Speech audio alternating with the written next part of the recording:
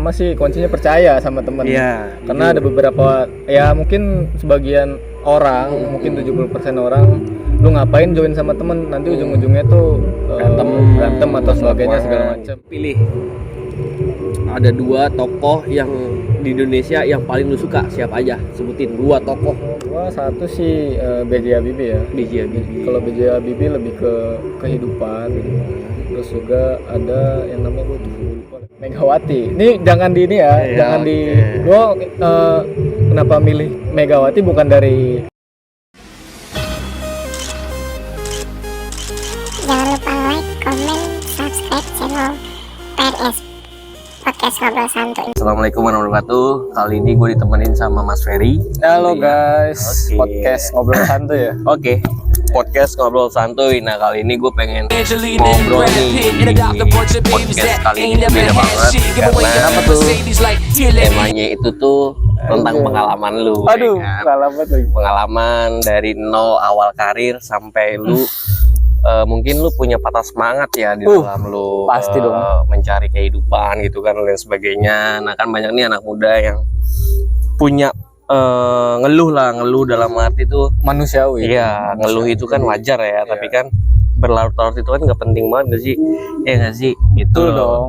Namanya ngeluh kalau dijalanin juga kan gimana ya? Iya, tapi harus ngeluh dulu baru dijalanin lah. Oh, ngeluh dulu. Iya. Karena lu pernah ngeluh nih gitu kan. Lu pernah curhat sama gua ngeluh. Nah, gua nggak tahu tuh gimana lu bisa ngatasin masalah itu dan lu sebulan itu nggak ketemu gua kan.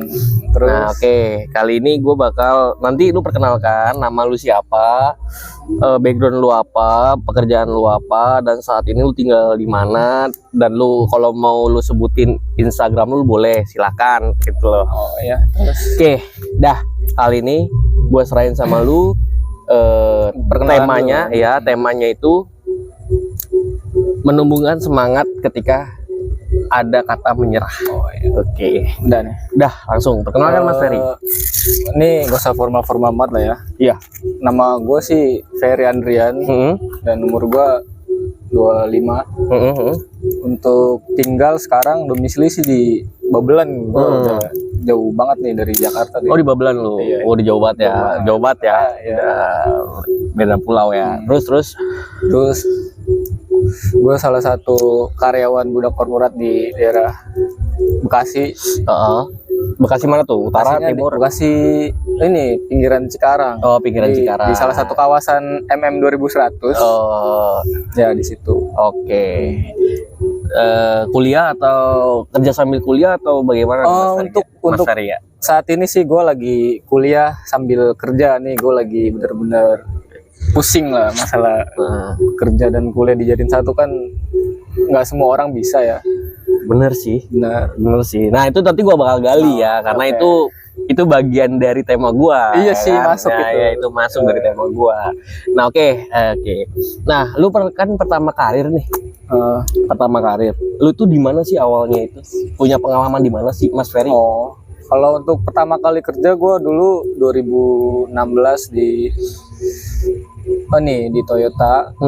Dan di bagian casting, jadi yang maintenance casting gue engineer. Oh, engineer. Karena gue dulu kenapa bisa masuk situ karena dulu gue PKL di situ waktu SMK STM. Makanya dapat referensi di sana. Terus gue ngelamar. Cuman gue bertahan di sana cuman 2 tahun karena emang habis kontrak. Kemudian gue nggak mungkin gue diem doang dong. Pasti gue ngelamar. Terus gue alhamdulillah keterima di salah satu perusahaan ini makanan es krim lah, namanya PT Diamond. Wih, mantap. Itu kayaknya tuh dia tuh keren sih perusahaan itu. Gua sepil dikit ya, yang tahu gua ya, perusahaan itu tuh bisa mensejahterakan karyawannya, kayak misalnya mau ngambil apa dan sebagainya itu dibiayain sama perusahaan. Bener gak sih? Iya benar, bisa. Ada juga, cuman ada beberapa yang enggak, tergantung orangnya juga ya. Ya benar. Oke. Nah, yang gue tahu lu itu pernah menjadi tim SAR apa gitu. Oh, gue dulu masuk di brigade penolong gitu, jadi di suatu wadah. Itu tuh apa tuh? Oh. Coba ceritain, gue spill dikit lah sama teman-teman nih yang belum tahu nih itu apa tuh. Untuk brigade penolong ini ini ya kalau gua salah mohon dikoreksi. Takutnya ada penjelasan gue yang memang teman-teman lebih ngerti. Iya, ada yang lebih tahu lah ya. Terus. Jadi brigade penolong itu salah satu wadah untuk kayak anak-anak muda kayak kita untuk mempelajari untuk cara menolong terus juga cara bertahan diri atau survival di laut, di hutan dan sebagainya. Oh, survive juga ya. Iya. Survival juga ya ternyata ya. Dan Dia organisasi bukan sih? Iya, organisasi. Oh, gitu. Nah, oke. Nah, setelah itu lu lu organisasi itu lu cuma satu kali organisasi Oh, itu enggak. Ada lagi? Banyak. Coba sebutin apa Salah itu. satunya sih pramuka yang lebih gue dalamin tuh pramuka. Oh, pramuka. Makanya ini pengen bener-bener gue omong nih ke orang-orang yang emang apa tuh edukasi ada. Karena orang-orang tuh mandang pramuka tuh lu cuma tepuk tangan. Oke, gue jujur ya, serius banget nih. Gue dulu pramuka itu banyak ilmunya tuh lebih ya sama kayak organisasinya sistemnya, cuman emang lebih luas dia jangkauannya kan. Oke. Nah, gua spill dikit nih tentang pramuka. Jujur, serius nih gue ya. Gue dulu pernah masuk pramuka. Cuman gue ya gini-gini doang sih. Gue jujur nih ya. Ya.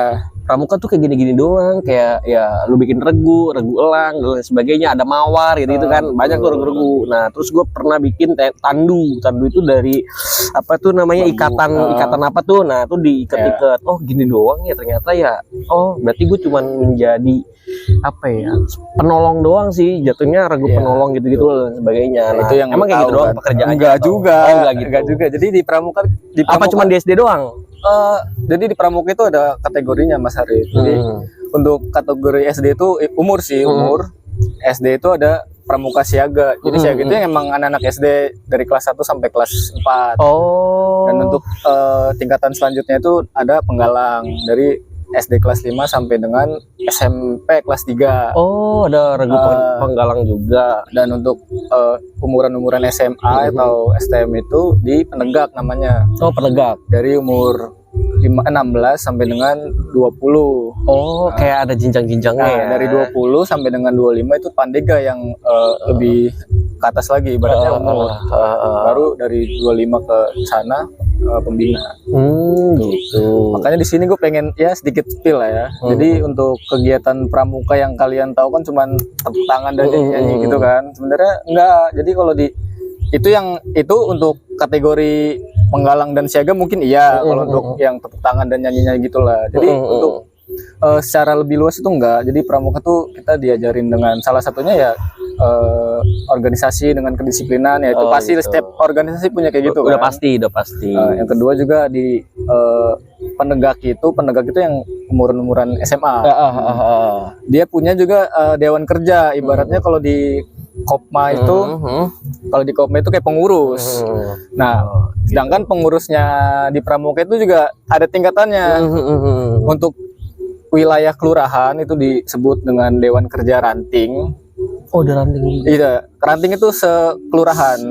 Kelurahan. Jadi dia yang mengurus seluruh kegiatan pramuka yang ada di kelurahan setempat. Oh, gitu. Kemudian ada namanya dewan kerja cabang. Dia itu sewilayah satu kota, Jakarta Utara, terus Bekasi. Kemudian ada lagi dewan kerja daerah namanya. Jadi satu DKI Jakarta mereka yang ngurus. Itu umur-umuran yang kayak kita masih umur 20 sampai dengan 25.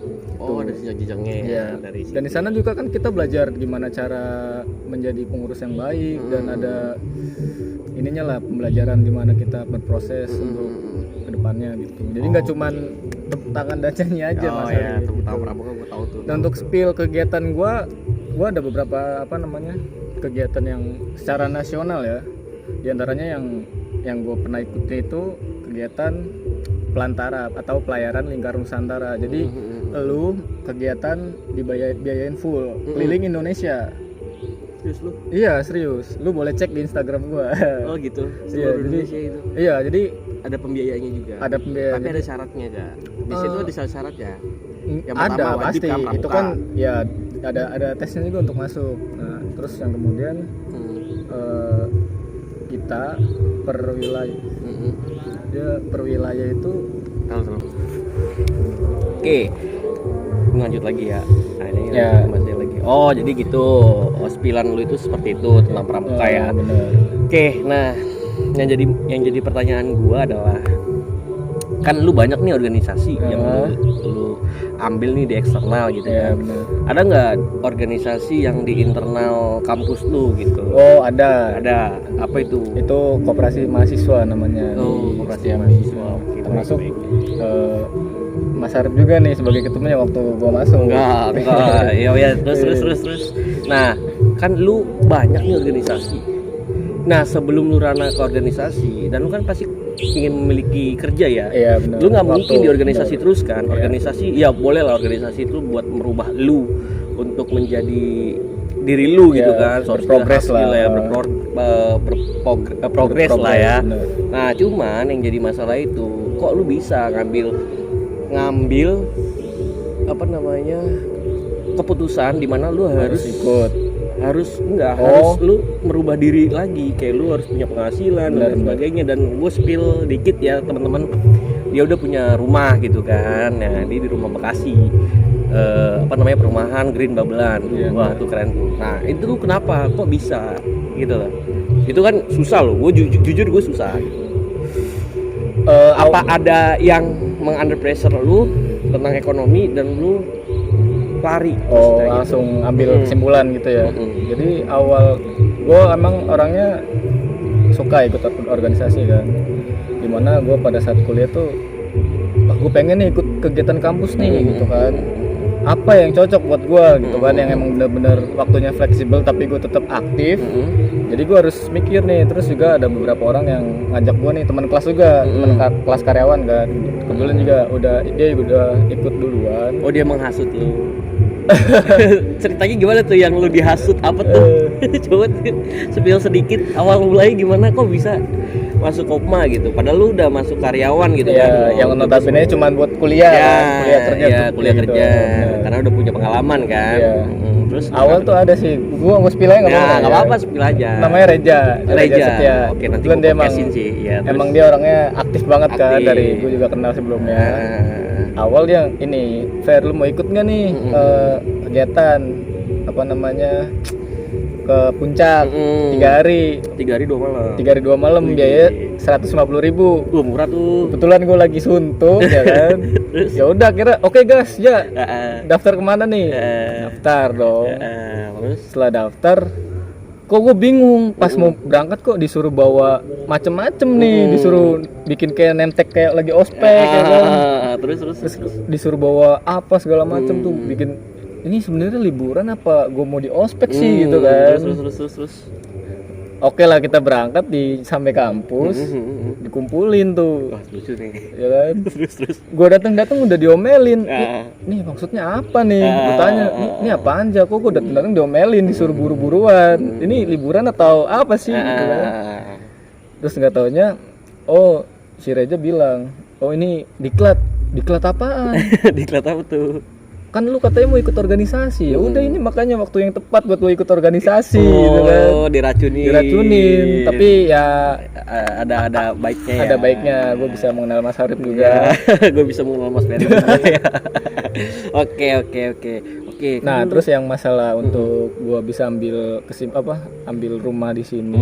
Karena kan gue mikir umur gue makin tua, terus juga nggak mungkin dong kayak lu harus satu rumah dengan orang tua. Makanya gue ambil, udah deh, namanya gue nggak sanggup untuk beli cash ya kan, makanya gue ambil KPR di daerah Babelan. Makanya orang-orang nanya, lu kenapa sih ngambil rumah jauh banget gitu kan. Satu, gue ngambil nggak jauh-jauh dari kerjaan gue, dan yang kedua nggak jauh-jauh dari Jakarta, supaya orang tua gue kalau ke rumah tuh deket gitu. Jadi ya tengah-tengah lah. Iya, di tengah-tengah. Tuh. Makanya gue pengen gitu. Dan juga ada ini juga, gue punya temen di sini. Makanya gue memberanikan diri untuk nggak apa-apa ada temen. Jadi gue nggak, ada semangatnya juga. bener, jadi nggak sepi-sepi banget gue kalau tinggal di sini ya, walaupun emang kenyataannya sepi gitu kan, karena gue nggak ada temen. Dan di sini si bapak-bapak semua di sini. Tapi lu pernah nggak sih, kan lu udah ada tanggungan banyak dari kampus, pekerjaan, dan lu punya cicilan rumah dan lain sebagainya, itu kan buat menunjang kehidupan lu juga ya. Nah, lu ada nggak sih di ranah lu tuh lagi depresi banget ketika lu manajemen dari segi manajemen waktu, manajemen keuangan, terus manajemen operasional tuh gimana sih Mas Ferry?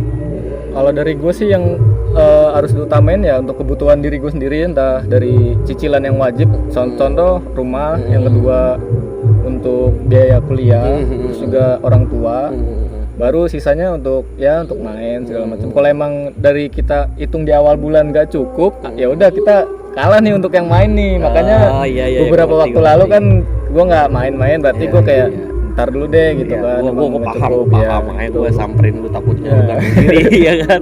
Oke. Kayak kalau untuk main untuk sekarang ini untuk main-main kayak dulu lagi gue nanti dulu deh, karena gue belum selesai nih gitu kan. Gitu. Satu kuliah juga belum selesai. Doain aja tahun ini, tahun depan. Amin. Tepat lulus pada waktunya ya. Oke, Mas Ferry nih, gue sedikit sepil aja ya, bukan sepil sih, ini pertanyaan-pertanyaan yang kemarin yang sudah gue ajukan. Nah, cuman gue bakal live nih, karena kan ini kan buat edukasi juga ya. Ini kan penting banget nih, pengalaman itu kan buat edukasi juga kan. Jadi teman-teman tuh biar tahu nih apa nih kunci-kunci apa nih yang bakal kalian itu bisa diambil kutipannya dari Mas Ferry nih. Ini Mas Ferry kan dulu kan pernah join bisnis ya, usaha pernah.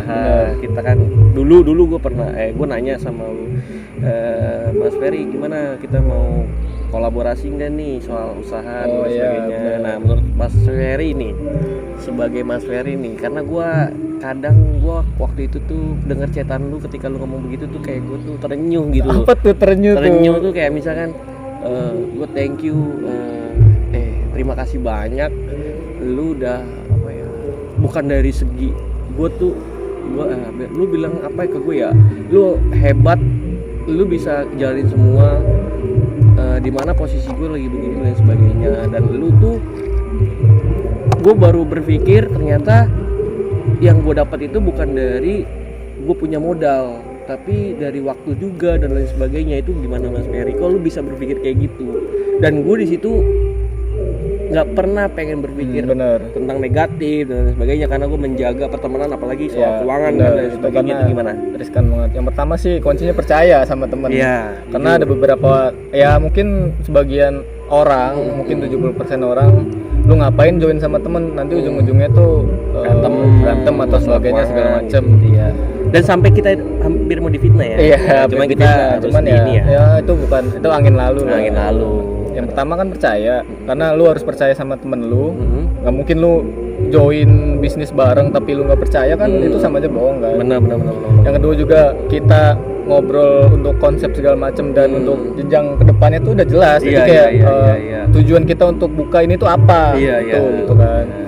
Yang kemudian yang ketiga juga, gue untuk masalah bisnis juga agak kurang ngerti dan memang kurang lah. Makanya gue lebih percaya sama lu tuh karena lu udah berpengalaman dari sisi bisnis. Gitu. Makanya gue belajar banyak. Gue belajar sama lu jujur juga. Terus.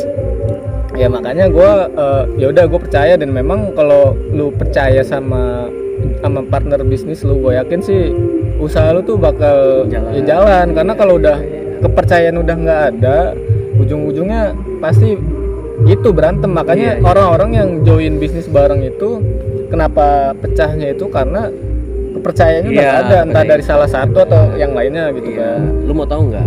Sedikit gue cerita spill dikit ya. Kayaknya lu belum tahu. Gue pernah di jenjang 4 bulan tuh gue berpikir kayaknya gue harus tutup deh ini warkop. Jujur gue ngomong kayak gitu sama diri gue sendiri.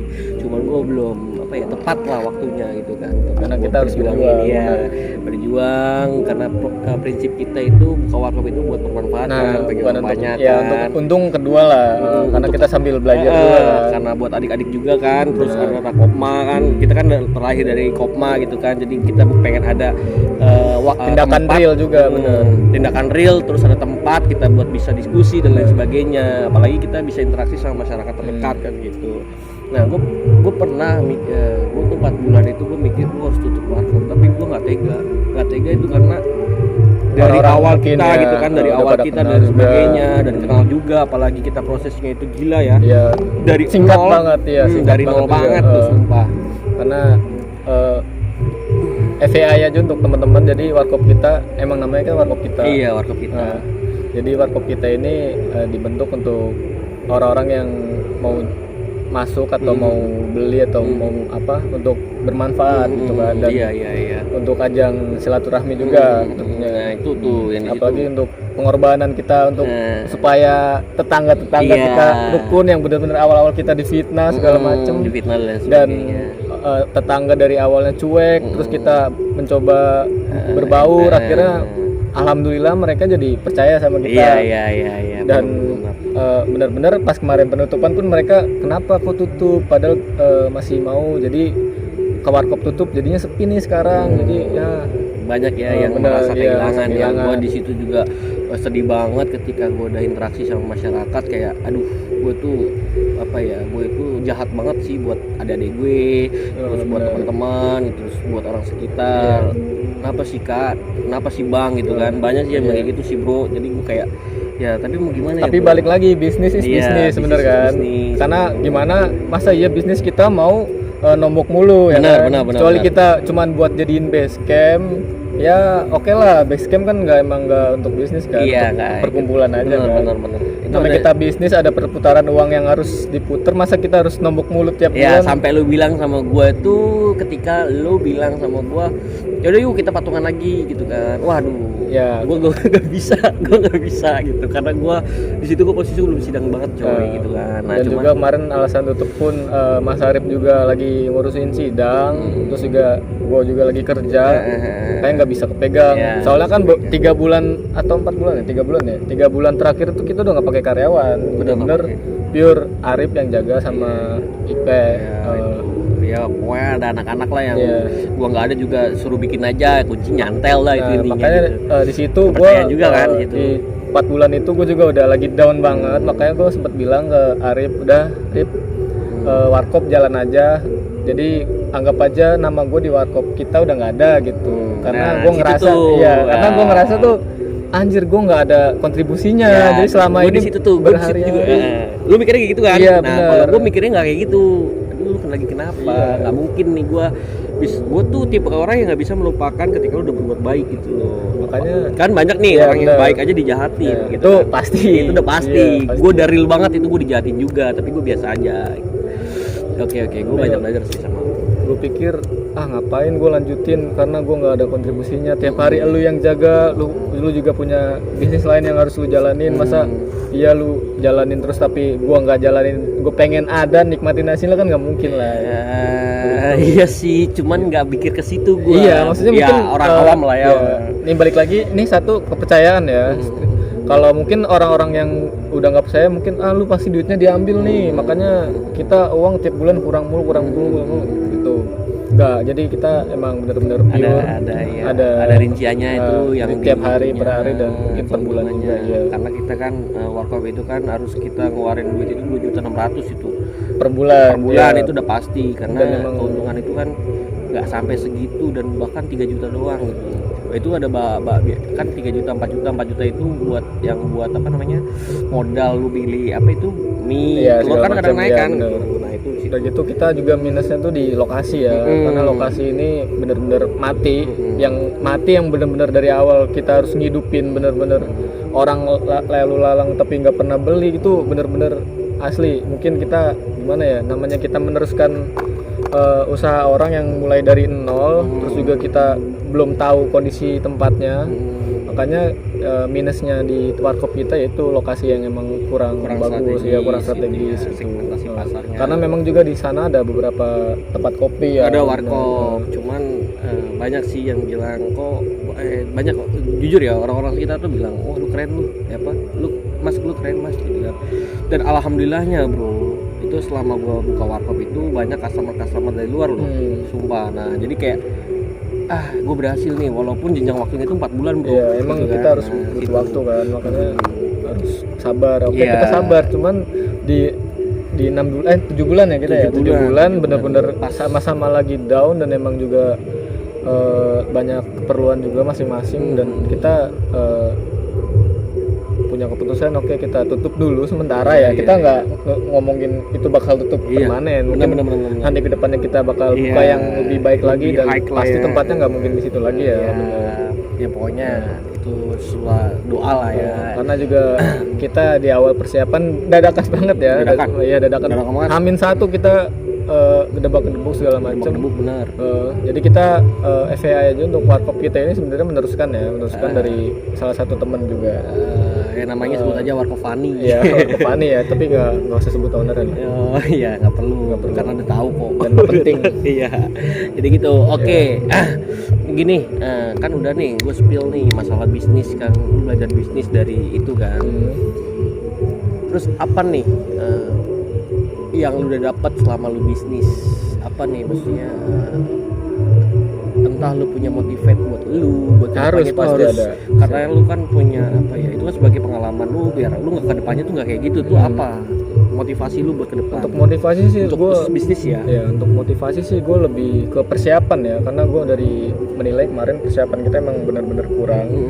Makanya untuk persiapan waktu nih yang penting ya, penting juga modal juga, terus lokasi. Jadi kemarin gue belajar bahwa untuk berbisnis itu yang kita harus persiapan ini ya, untuk awal ya, persiapan gimana kita harus begini konsep juga harus penting juga. Makanya gue baru belajar kemarin, anjir ternyata bisnis itu serumit ini untuk ini, karena gue berpikir emang untuk terjun untuk bisnis itu udah lama, cuman yang di pikiran gue harus bisnis apa gitu kan. Makanya gue bilang ke lu, gue pengen bisnis gitu. Tapi bisnis yang gue harus mulai itu apa, entah makanan, entah clothing atau dan sebagainya lah gitu kan. Kebetulan kemarin ada kesempatan, gue belajar bisnis sama lu kan, banyak juga. Terus juga untuk modal, sebenarnya modal ya itu juga kita perlu ya. Nggak mungkin kita bisnis yang bermodal kecuali affiliate.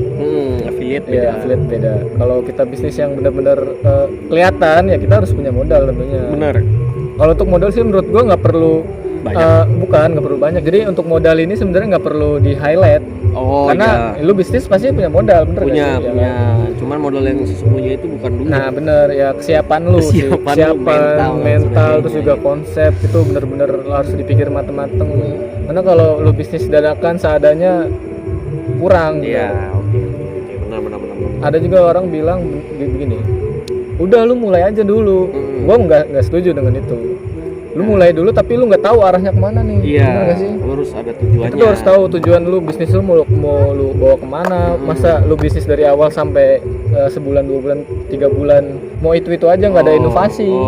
Kan kita perlu inovasi. Ada inovasi. Makanya entah misalkan lu bisnis makanan, nggak mungkin lu jual telur gulung doang, kan harus ada inovasi. Nggak mungkin nggak. Nah kan lu ini nih aneh ya, kadang ngomong lu aneh. Lu kan jurusannya logistik nih ya kan. Lu kenapa nggak mendalami soal logistik lu dan lain sebagainya? Tuh lu kenapa coba spill dulu lah. Awal sih gue nih jujur gue masuk logistik awal nggak logistik. Gue ada dua pilihan. Satu gue ada admin publik, yang kedua ada logistik. Jadi gue di situ bimbang untuk awal masuk kuliah tuh gue harus milih apa nih gitu kan. Sedangkan gue karena di situ posisi gue udah pusing nih nyari kampus yang memang fleksibel untuk sambil kerja kan. Udah sana sini tanya ternyata susah nih untuk kelas karyawan yang harus benar-benar full time juga. Di Setiami ada lah, cuman kan gue harus ikut jurusan mereka. Nggak mungkin gue pengen inilah tapi di Setiami nggak ada, buat apa dong? Iya benar. Cuman yang gue notice itu cuman ada admin publik sama logistik. Gitu kan. Sebenarnya simple sih gue untuk milih logistik karena gue tinggal di Jakarta Utara dan kebetulan juga bokap kerja di bidang logistik juga kan, di pelabuhan. Ya mungkin gue bisa belajar juga dan mungkin untuk ke arah sana tuh lebih banyak itu kesempatannya kan. Tapi lu ini gak, lu setuju nggak sama statement gua? Apa tuh? Jurusan itu nggak selamanya lu bakal kerja sama jurusan lu, bahkan lu bakal mental dari jurusan lu. Itu bener nggak sih kata-kata itu? Statement itu? Itu benar ya. Sebenarnya masalah bener enggaknya itu tergantung kita atau kalian yang nonton ya. Masalah jurusan itu sebenarnya itu pilihan ya. Pilihan yang kalau lu lulus bisnis, lu udah lulus tapi misalkan oke, lu lanjutin bisnis. Cuman menurut lu di bisnis kayak aduh gue nggak bisa nih di sini terus nih, gue harus ada pemasukan lain nih. Ya mau nggak mau lu lamar kerja mungkin ya, lamar kerja di kantor atau sebagainya, dan ternyata berbanding kebalik dengan jurusan lu. Tapi lu harus punya pemasukan nih. Jadi balik lagi tentang kebutuhan lu gitu. Kebutuhan lu kayak ibarat lu harus kerja, lu harus punya duit. Karena kalau lu mikirin tentang jurusan lu terus, misalkan lu udah gagal ya gitu bener, tapi ternyata peluang sana tuh mungkin cukup jauh, tapi lu punya kebutuhan lain yang emang kebutuhan pokok harus itu, ya mau dong gitu. Iya, kalau dari gue sih kayak gitu. Mungkin benar. Dari teman-teman berarti beda ya. Yang gue tangkap adalah kenapa kampus itu ketika kita milih jurusan nih, makanya gue belajar bisnis, kan gue jurusan bisnis nih bro. Tapi gue diajarin juga pengantar pajak, terus pengantar akuntansi dan juga sebagainya belajar gitu kan. Berarti ranahnya itu ketika lu nggak ya maksudnya bukan di jalur bisnis, tapi lu punya educate nih tentang akuntan. Bener. Jadi lu mungkin gitu punya basic kayak lu bisnis, tapi lu punya basic lain nih kayak akuntansi atau apa segala macem. Lu bisa terjun di itunya, nggak perlu lu harus ngikutin. Tapi kalau emang ada teman-teman yang memang gua harus nih, ya itu pilihan kalian. Ya, itu pilihan. Karena kalau gue jujur banget, gue bisnis aja mendalami tapi gue nggak pengen ngerana ke sana bro. Nah kalau gue mencari lagi. Kalau gue kan sekarang masih jadi budak korporat ya kan. Cuman gue berpikir lu mau sampai kapan kerja di orang segala macem, terus lu waktu lu ibaratnya lu tuh dikunci lah. Lu harus harus kerja setiap Senin sampai Sabtu atau sampai Minggu. Budak korporat lah ya. Ya. Jadi lu dipaksa untuk itu kan, dimana lu harus lu pengen liburan tapi lu susah, lu ternyata lu mau main susah nggak libur kan gitu. Makanya gue berpikir gue mau sampai kapan di situ gitu. Jadi kan gue harus punya planning nih nanti, mungkin entah gue kayak kemarin belajar bisnis, mungkin kayak nanti gue bisa ngumpulin uang lagi untuk mulai bisnis baru yang dimana gue udah nggak jadi budak korporat lagi. Bisa jadi jasa pengiriman logistik itu kan lagi gencar-gencarnya bro sekarang. Hari ini tuh lagi gencar-gencarnya. Gue juga nggak mikir harus kerja terus gitu kan. Gue juga impian masa tua ya. Gue nggak harus banting tulang segala macem, dia tinggal terima beres aja gitu. Nah nih pertanyaan selanjutnya nih, sebelum pertanyaan terakhir. Pertanyaan selanjutnya ini adalah, lu punya haluan gak sih? Haluan lu bakal mau jadi siapa gitu ya, kiblat lu gitu. Kok lu sampai sesemangat ini, gue tau lah under pressure lu kayak gimana soal percintaan dan lain sebagainya gitu kan. Dan lu sampai ya mungkin lu punya haluan, lu bisa sampai seperti ini gitu. Ya haluan gue sih nggak jauh-jauh dari orang tua ya. Tentunya pasti orang tua gue di mana dulu kerja, yang orang tua gue yang ibu gue nggak kerja, yang dimana cuman ayah gue yang kerja. Jadi gue ngelihat dia dari kecil kayak nih, bokap gue bener-bener kerja keras kayak banting tulang segala macam, sampai gue juga tahu gajinya dia nggak seberapa kan. Makanya kok dia bisa, sedangkan gue sekarang ngalamin yang mungkin lebih besar dari dia, kok gue ngerasa sekarang berat banget. Padahal bokap gue yang gaji nggak seberapa itu bisa mencukupi gue, bisa sekolahin anak-anaknya, 3 anaknya gitu kan, sampai lulus sampai gede. Itu kenapa bisa? Jadi ya gue berpikir ke sana, kenapa gue nggak bisa gitu. Aduh, ini kayaknya ilmu filsafat ini. Kalau kayak gini nih harus kajian filsafat ini terus. Makanya untuk sekarang sih dari awal untuk sampai mungkin gue tua nanti ya gue harus kiblat gue ke orang tua gue, nggak mungkin ke orang lain. Tapi tetap gue punya tujuan sendiri gitu. Tujuan mungkin sendiri. Untuk orang tua gue sebagai penyemangat aja, kayak semangat dia lebih tinggi ya gue harus lebih tinggi juga gitu. Untuk kesehatan kayak gue harus jadi apa ya itu urusan gue gitu kan. Yang penting gue udah hidup benar, gue juga udah ngejalanin segala macam. Ketika gue ada masalah dan sebagainya ya gue harus ikutin dari dia tuh, dari semangatnya juga gitu kan, semangat berkorban lah ini. Ada 2 nih, lu pilih. Ada 2 tokoh yang di Indonesia yang paling lu suka, siapa aja? Sebutin 2 tokoh. Ini pahlawan atau apa? Ya bebas. Pahlawan yang bikin haluanmu semangat, 2 tokoh ya. Entah bisnis lah apa, terserah lu. Kalau gua satu sih B.J. Habibie ya. B.J. Habibie. Kalau B.J. Habibie lebih ke kehidupan gitu. Terus juga ada yang namanya gue lupa lagi. Megawati. Ini jangan di ini ya, jangan di gua kenapa milih Megawati bukan dari partai rame nih. itu ya sih. Aduh gua tangkap kan nih. Enggak. Bukan bakso. Gua ambil dari Megawati tuh dari contoh apa namanya kayak kegigihan dia udah tua tapi tetap kerja keras demi mungkin dia ibaratnya tuh partai itu ya tiang ini loh kan fondasi lah gitu kan yang gimana dia harus mati-matian kerja keras demi dan bahkan partainya dihujat ya bener, bahkan dihujat dan lain sebagainya tapi dia nggak peduli nggak peduli yang dimana dia tuh independen kan bener ya si independen terus dia nggak mau nengok sama iya itu yang gue pikir tuh bukan dari tokoh maksudnya bukan dari yang caranya ya kalian tahu lah ya tahu lah jelas oh gitu ternyata dia fokus sama tujuan dia lah yang gua ambil tuh dia selalu fokus sama tujuan terus juga dia orangnya oke. Ini bukan dari segi partainya ya makanya gua dari ambil tuh ada banteng bukan gua ambil personalnya aja personal ini untuk masalah kehidupan bukan gitu bukan personal brandingnya politiknya ya bukan ya 2024 tahun depan ya iya 2024 nih berarti lu milih enggak juga itu rahasia dong oh iya benar rahasia ya oke nih gue di terakhir nih pertanyaan buat Mas Ferry nih kan banyak anak-anak zaman sekarang yang suka begal ya kan suka anak SMP aja udah begal terus ngebunuh orang dan lain sebagainya dia nggak mikir nanti ke depan mau ngapain kan gitu terus banyak yang anak SD aja udah pacaran dan lain sebagainya gitu apa sih kesan dan pesan nih buat anak-anak muda nih zaman sekarang yang sudah melakukan kriminalitas gitu loh ya kan banyak yang jadi kriminal lah gitu. Nah gimana sih Mas Ferry buat mengedukasi mereka agar tidak terjadi seperti itu? Untuk adik-adik apa tuh?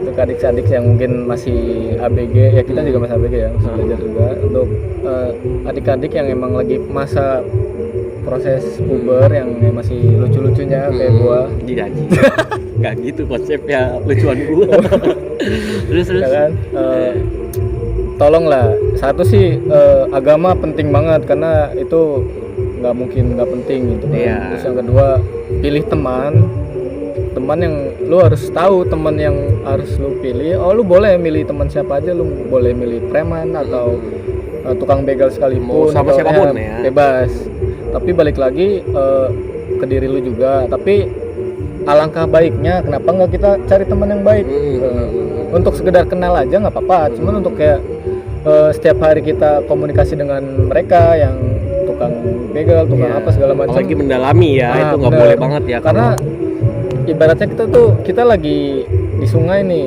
oke lah kita sungai awal kita tahu nih kita bakal ke bawah cuman nggak bakal ke bawah arus tapi lama-lama namanya kita misalkan renang nih kan namanya renang nih kita capek nggak mungkin dong kita nggak tahu sampai kapan lu kuat gitu analoginya seperti itu ya karena ibaratnya contoh gue juga masih belajar gitu gue juga nggak tahu nih sampai gue kuat pun sampai kapan bisa nahan kayak gue nggak nakal dan sebagainya gitu karena kita nggak tahu kita seberapa kuat kita nyampe kapan untuk dekat dengan mereka tanpa mengikuti jalurnya mereka kita nggak tahu entah lu lagi pusing depresi orang lagi depresi itu pasti ada aja entah kayak lu lagi berantem sama hasutannya banyak lah ya lagi pusing tiba-tiba temen lu ngajak gini ujung-ujungnya ayo ya kan gitu jadi begal gitu intinya bijak lah milih teman gitu. Karena teman itu ibarat apa ya penuntun lah karena tapi ada yang teman itu depannya teman belakangnya buat teman tuh gimana itu oke lanjut itu mah beda ya angin lalu ya, oke udah makanya untuk adik-adik yang di sana yang lagi masih sekolah yang masih kuliah juga ya kan bijak lah milih teman apalagi sekarang tuh benar-benar di Jakarta apalagi ya, kayak seks bebas terus apa segala macam tuh harus diperhatiin karena penyesalan itu di belakangan. Iya, udah pasti banget sih itu. Oke. Itu jadi teman-teman udah tahu nih ya cerita dari Mas Ferry kok bisa sampai dari awal ada titik down, terus dia punya organisasi banyak tapi dia bisa memanajemennya dan lain sebagainya. Ternyata intinya adalah jangan pernah menyerah dan terus belajar dan harus memilih teman-teman yang baik gitu. Oke teman-teman, kali ini Laksionya bersama Mas Ferry kita sudahi. Aduh, kurang nih. Oke, next kita bakal edukasi lagi sama Mas Ferry tentang yang lain. Oke. Selamat malam, sampai jumpa. Halo.